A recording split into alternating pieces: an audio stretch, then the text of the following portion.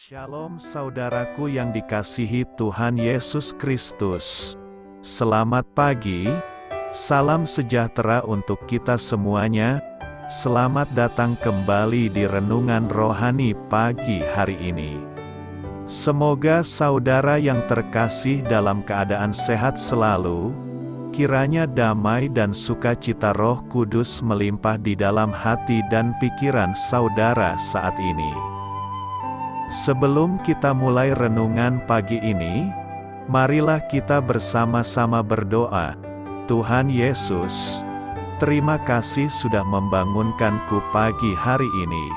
Terima kasih atas penyertaan dan perlindungan Tuhan. Semua karena karunia Tuhan aku dapat bangun dengan pagi hari ini. Aku menyerahkan seluruh aktivitasku hari ini ke dalam kuasa tangan Tuhan. Jauhkanku dari yang jahat, ya Tuhan. Tuhan Yesus, tolong lindungi dan berkati aktivitasku hari ini. Tolong berkati juga keluarga dan teman-temanku, Bapa Surgawi, oleh karya Roh Kudus. Tolonglah aku untuk menjauhi segala sesuatu yang melukai hati-Mu. Ampunilah segala dosa kami, ya Tuhan. Dalam nama Tuhan Yesus, aku sudah berdoa. Amin. Sahabat saudara rohani, pembacaan ayat emas Alkitab renungan kita hari ini terambil dari Kisah Para Rasul 9 ayat 10 sampai dengan ayat 19. Di Damsyik ada seorang murid Tuhan bernama Ananias. Firman Tuhan kepadanya dalam suatu penglihatan, "Ananias." Jawabnya, "Ini aku, Tuhan." Firman Tuhan, "Mari, pergilah ke jalan yang bernama Jalan Lurus, dan carilah di rumah Yudas seorang dari Tarsus yang bernama Saulus. Ia sekarang berdoa, dan dalam suatu penglihatan ia melihat bahwa seorang yang bernama Ananias masuk ke dalam dan menumpangkan tangannya ke atasnya, supaya ia dapat melihat lagi." Jawab Ananias, "Tuhan, dari banyak orang telah kudengar tentang orang itu, betapa banyaknya kejahatan yang dilakukannya terhadap orang-orang kudus-Mu di Yerusalem. Dan ia datang kemari dengan kuasa penuh dari imam-imam kepala untuk menangkap semua orang yang memanggil nama-Mu." Tetapi firman Tuhan kepadanya, "Pergilah, sebab orang ini adalah alat pilihan bagiku untuk memberitakan namaku kepada bangsa-bangsa lain serta raja-raja dan orang-orang Israel. Aku sendiri akan menunjukkan kepadanya, betapa banyak penderitaan yang harus ia tanggung oleh karena namaku." Lalu pergilah Ananias ke situ dan masuk ke rumah itu. Ia menumpangkan tangannya ke atas Saulus, katanya, "Saulus, saudaraku, Tuhan Yesus, yang telah menampakkan diri kepadamu di jalan yang engkau lalui, telah menyuruh aku kepadamu, supaya engkau dapat melihat lagi dan penuh dengan Roh Kudus." Dan seketika itu juga seolah-olah selaput gugur dari matanya, sehingga ia dapat melihat lagi. Ia bangun lalu dibaptis, dan setelah ia makan, pulihlah kekuatannya. Saulus tinggal beberapa hari bersama-sama dengan murid-murid di Damsyik. Kisah Para Rasul 9 ayat 10 sampai dengan ayat 19. Inti dari ayat emas renungan kita adalah Ananias menumpangkan tangannya ke atas Saulus. Katanya, Saulus, saudaraku, Tuhan Yesus telah menyuruh aku kepadamu. Mari kita mulai renungan pagi kita. Judul renungan kita hari ini adalah Diutus Tuhan untuk melayani, ditulis oleh James Banks. Mari kita mulai sesi kisah inspiratif. Beginilah isi sebuah doa, Tuhan, tolong utus aku kemana saja kecuali ke sana. Begitulah doa saya saat remaja. Sebelum mengikuti program pertukaran pelajar ke luar negeri selama 1 tahun, saya tidak tahu kemana saya akan pergi, tetapi tahu kemana saya tidak ingin pergi. Saya tidak mengerti bahasa di negara tersebut, dan pikiran saya dipenuhi prasangka terhadap kebiasaan serta penduduk di sana. Jadi, saya meminta Allah agar mengirim saya ke tempat lain. Namun, dengan hikmat-Nya yang tidak terselami, Allah justru mengutus saya tepat ke tempat yang tidak saya inginkan itu. Saya sangat bersyukur Dia pernah melakukannya. 40 tahun kemudian, saya masih memiliki teman-teman yang saya kasihi di negeri itu. Saat saya menikah, pengiring saya adalah Stefan, seorang teman yang berasal dari sana.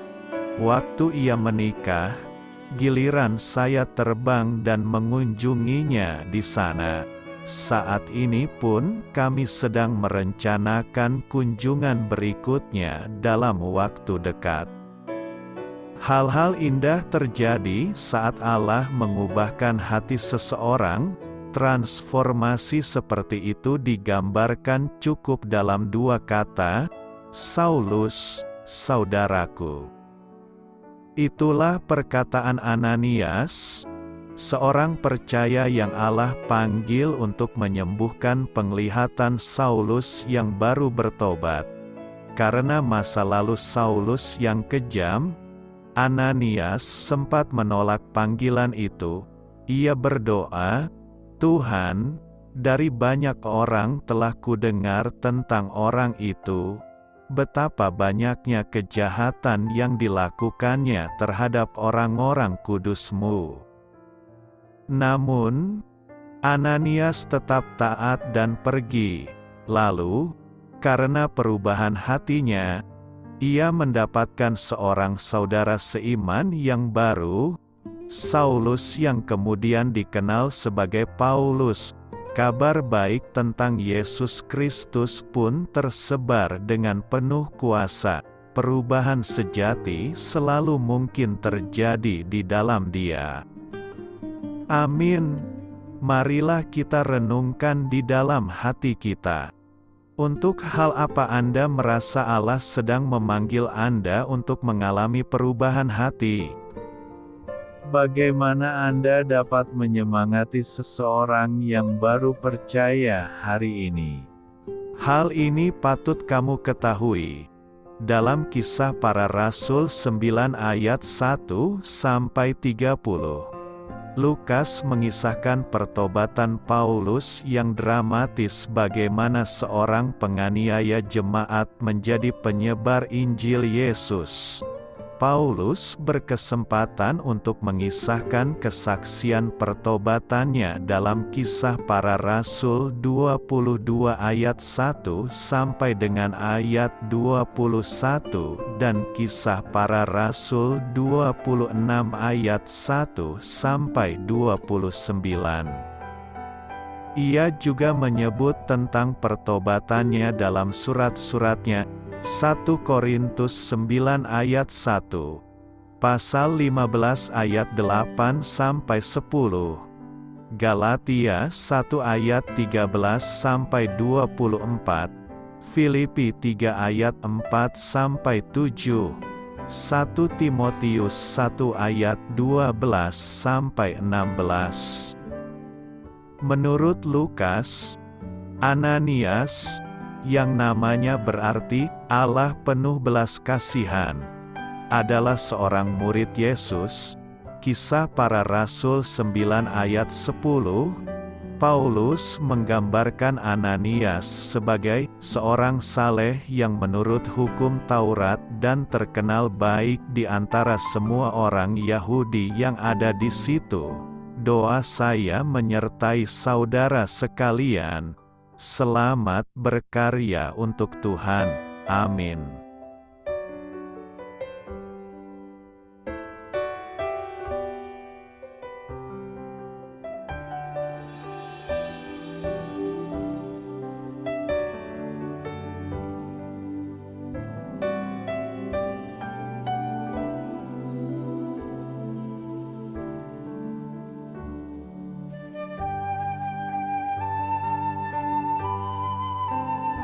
Marilah kita renungkan sahabat saudara rohani.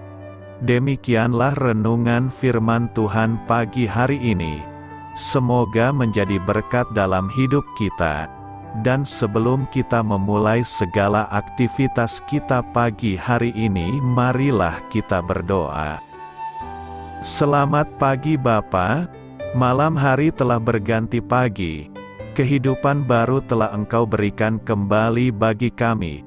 Bapa Surgawi, tolonglah aku menyadari kebutuhan orang lain, supaya aku dapat membagikan apa yang telah Engkau berikan kepadaku. Pada saat aku membutuhkan, berilah aku keyakinan bahwa Engkau akan mencukupkanku, melalui orang-orang yang mengasihi-Mu, bukan karena kami pantas atau layak, namun karena kasih karunia-Mu kami boleh ada, sebagaimana kami ada di pagi hari ini. Terima kasih Tuhan, atas kesempatan baru yang telah Tuhan berikan kepada kami, untuk bisa memperbaiki diri agar kami bisa lebih layak di hadapan-Mu. Hari ini kami serahkan semua perkara dan kesulitan yang akan kami lalui ke dalam tangan-Mu. Biarkanlah kami bisa memuliakan-Mu dalam segala aktivitas yang akan kami lakukan. Amin. Biarlah firman Tuhan menjadi pengingat untuk kita semua, bahwa tuntunan dari Roh Kudus akan selalu memberi jalan keluar bagi setiap permasalahan hidup kita, dan memberi kedamaian di hati kita. Sampai jumpa di renungan pagi saudara rohani berikutnya.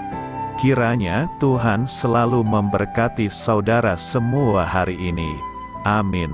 Shalom.